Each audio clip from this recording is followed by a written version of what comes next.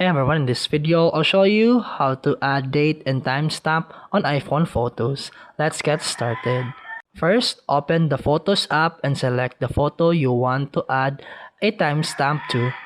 Tap Edit in the top right corner, then tap the More button in the Select Markup.